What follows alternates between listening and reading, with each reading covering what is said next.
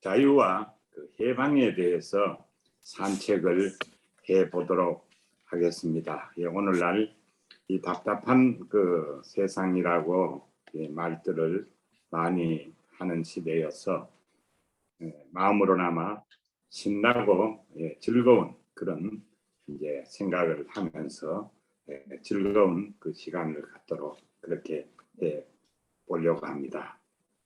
사실 이런 것이 제 신앙의 목표이기도 하고 또 제 일상이기도 합니다. 요즘 세상을 살펴보면 두세 사람이 모이면 그곳은 분쟁이 있고 대적이 있습니다. 이 분열이 있고 파당이 있고 그런 것을 많이 보죠.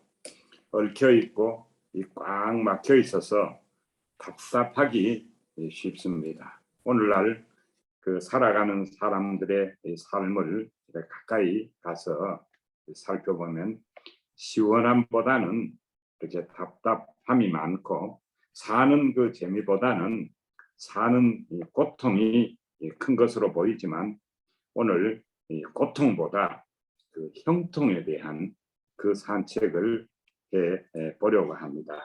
사실 마귀 중에 제일 지독한 마귀가 답답마귀로 생각이 됩니다. 오늘 감히 답답마귀를 깨뜨리는 그런 것을 생각해 보면서 시원한 삶을 꿈꿔 보고자 합니다.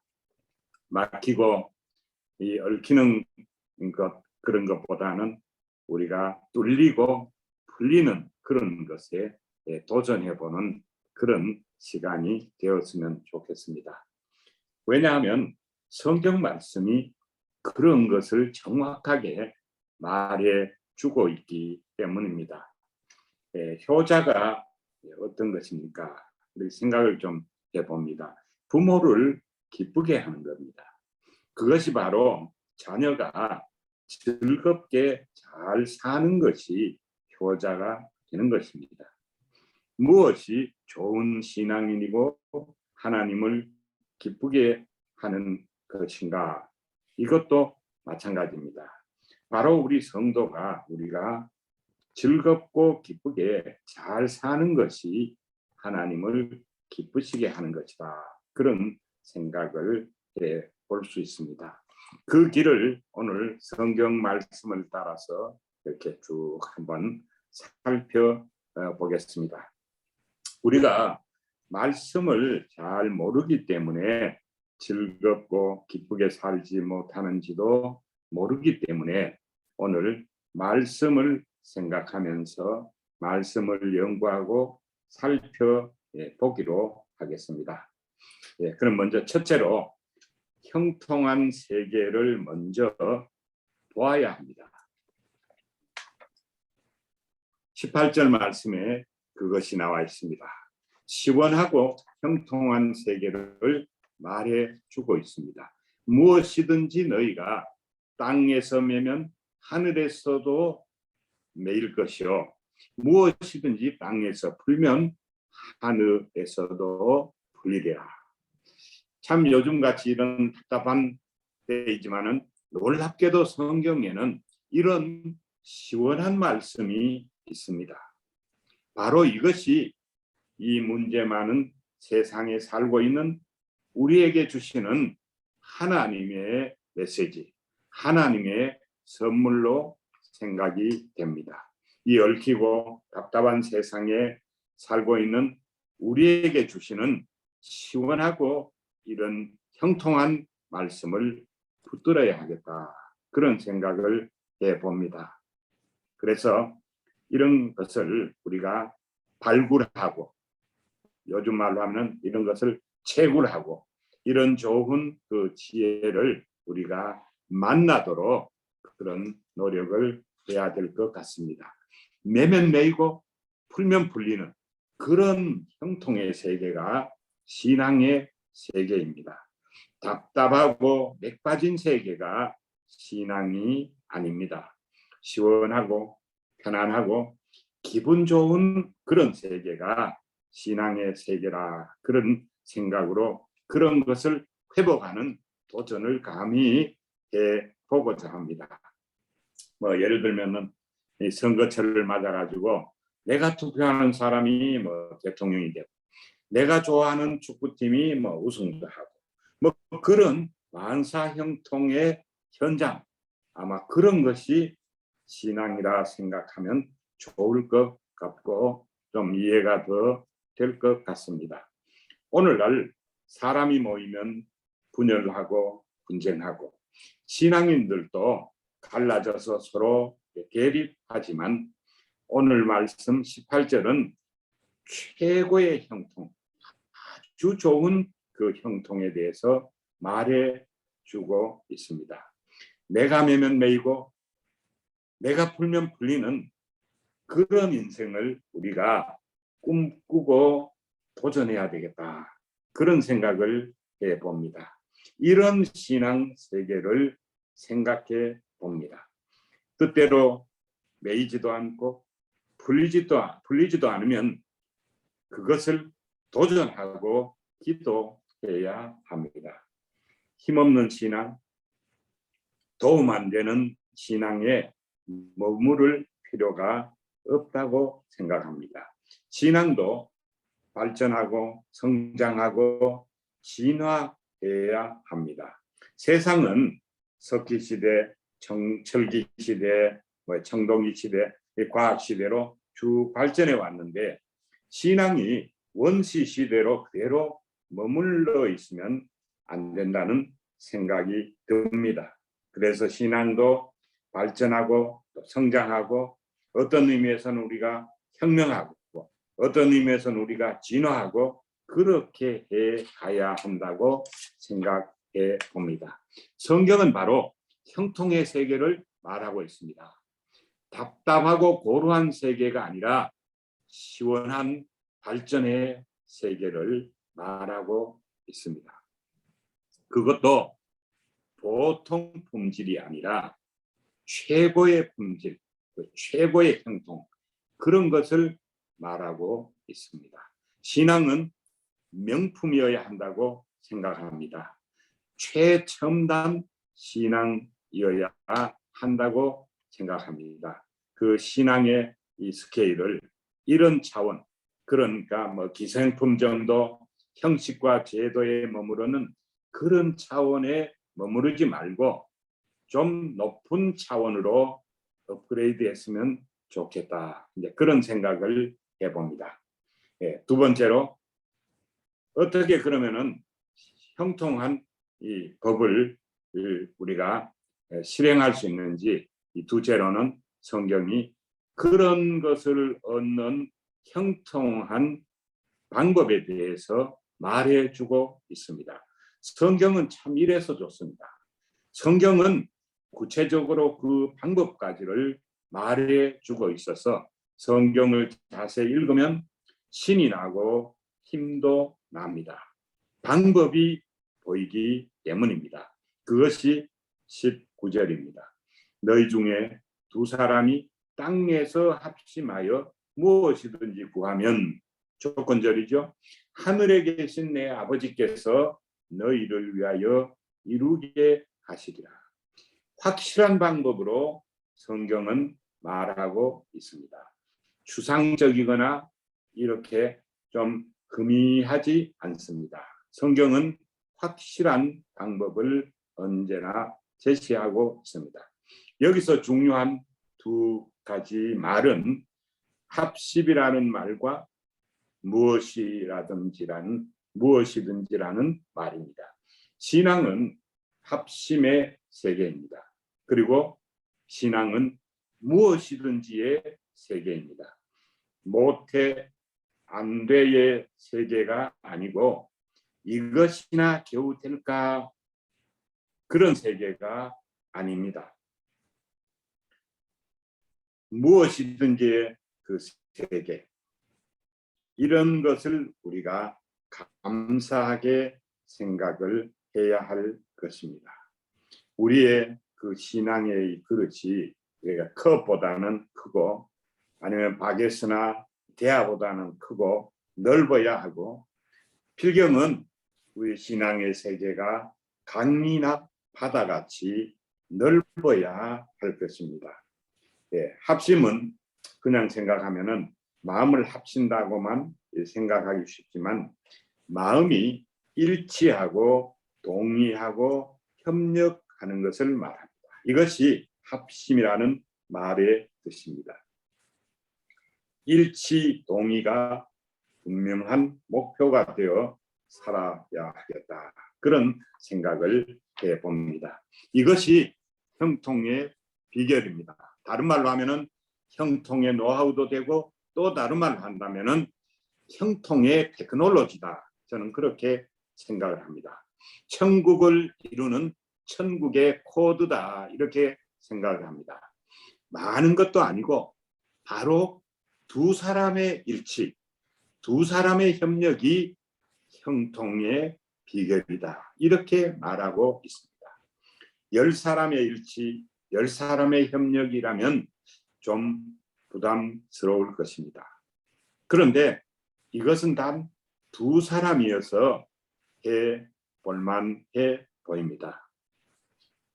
해볼만하게 부담이 상당히 줄게 성경은 말하고 있습니다. 부부끼리, 부자간의 친구 사이에, 이 두 사람 사이에 이것을 해볼 수 있다는 것입니다. 그런데 그 대가, 보상은 아주 대단합니다. 상급은 대단합니다. 뒤따라오는 것이 더도 덜도 아닌 무엇이든지입니다. 이 고통 세상에서 우리는 이런 형통을 노래하고 생각해야 하는 것입니다. 장글 같은 현대 속에서, 막히고 얽힌 인간 사슬 속에서 이 말씀을 실천하는 그 시작을 해야 하는 것입니다. 두 사람의 일치, 두 사람의 공동체 운동을 우리는 트레이닝해야 합니다. 우리는 한국에서 살았기 때문에 새마을 운동, 천리마 운동, 별보기 운동, 여러 그 운동 말을 많이 들었습니다. 그런데 두 사람 일치 운동이 운동 중에는 우리가 해야 할 최고의 그 운동으로 보입니다. 그래서 이런 내용이 오늘 이 마태복음 18장 19절에 나오고 있습니다. 그래서 무슨 트레이닝을 해야 되느냐, 무슨 운동을 해야 되느냐, 이제 세 번째로 우리는 모이는 훈련을 하라고 성경은 말하고 있습니다. 바로 하나 되는 훈련입니다. 20절에 두 사람이 내 이름으로 모이는 곳에는 나도 그들 속에 있느니라, 이렇게 말합니다. 모인다고 하면 우리는 모임, 회의를 생각하지만 회의는 모이는 형식에 불과합니다. 외형입니다. 회의는 우리가 영어나 스페인어로 말하면 레우니온입니다. 하나 되기입니다. 회의의 의미는 그 뜻이 하나 되기입니다. 회의의 본뜻은 레우니온, 운이온하는 것이 회의입니다. 하나 되는 것이 회의입니다. 그런데 요즘은 회의하며 싸우기도 하고 분쟁도 분열도 타당도 만들지만, 원래 성경이 말하는 회의는 하나 되기를 말하는 것입니다. 레우니온 운동, 이 운동을 해야 합니다. 그 창세기에, 우리 그 창세기에 나오는 그 창조 당시에 그 부부 이야기를 보면은 이것을 말하고 있습니다. 두 사람이 부모를 떠나 한 몸을 이룬다, 레우니온 한다, 이렇게 말하고 있습니다. 그러나 오늘날 얼마나 많은 부부가 창조의 원래의 그 의미를 상실하고 한 몸을 이루지 못하고 싸우며 살고 있는 전투 부부로 살아가는지 모릅니다. 부부의 레우니온, 여기에 그 운동이 필요하고 이러한 진정한 부부가 회복되어야 하는 것입니다. 싸우는 곳에는 예수님이 안 계십니다. 분쟁하는 곳에는 예수님이 없습니다. 예수님의 주소를, 예수님의 계신 곳을 성경은 아주 분명히 말해주고 있는데, 그것이 바로 오늘 두세 사람이 하나 되는 그곳, 레우니온의 현장이, 즉 그들 사이가 예수님의 주소입니다. 우리가 예수님을 때와 장소를 찾아다닐 필요가 없습니다. 우리가 하나 되면 예수님의 거처, 예수님의 주소를 만드는 것이 되는 것입니다. 예수님의 거처, 이 만드는 운동을 우리가 해야 하겠습니다.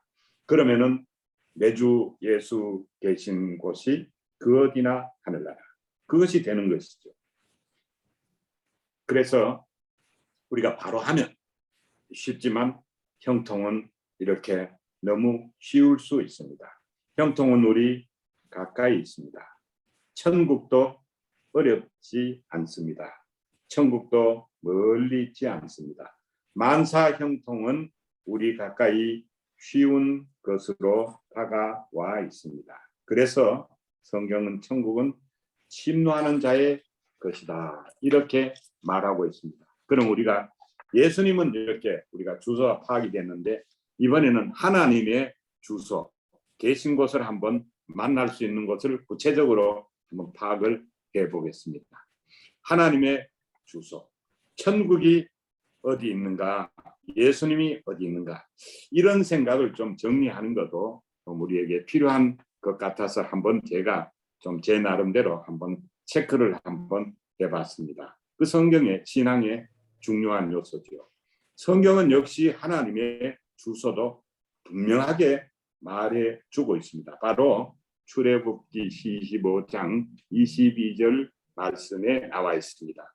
속죄소 위 곧 증거계 위에 있는, 거기서 내가 너와 만나고, 속죄소 위 곧 증거계 위에 있는, 거기서 내가 너와 만나고, 두 그룹 사이에서 내가 이스라엘 자손을 위하여 명령할 모든 일을 내게 이르리라, 이렇게 말합니다. 속죄소는 그 말씀판, 언약궤 말씀판이 들어있는 그 언약궤의 그 뚜껑을 말하죠. 거기에 두 그룹이 하나 되어서 말씀을 덮을 때 하나님은 거기에 계시며 거기에서 말씀하시고 이스라엘을 만나신다, 이렇게 말합니다. 이게 굉장히 참 많은 뜻을 내포하고 있습니다. 하나 되어서 말씀을 실천하는 협력의 그 곳, 그것이 바로 하나님의 주소입니다. 예수님의 주소도, 예수님의 그 이메일도, 요즘 우리가 주소가 이메일, 이것도 주소인데, 아니면 하나님의 주소도, 하나님의 이메일도 이렇게 성경에 분명히 나와 있습니다. 하나님의 뜻을 이루는 협력의 장소, 하나 되는 곳, 그것이라는 말씀입니다. 마음을 일치하고 하나가 되어 말씀을 실천하는 그곳이 바로 하나님이 계시는 곳입니다. 형통의 세계를 먼저 알아야 하겠습니다. 일치의 세계를 우리가 알아야 하겠습니다. 하나 되는 세계도 알아야 하겠습니다. 만사 형통은 우리가 일치하고 하나 될 때 분명히 이루어진다고 성경은 말합니다. 성경이 그렇게 말하고 있습니다. 그것을 위해서 우리는 기도하고 그것을 신앙의 목표로 삼아야 하겠습니다. 기도하겠습니다. 아멘. 좋으신 하나님,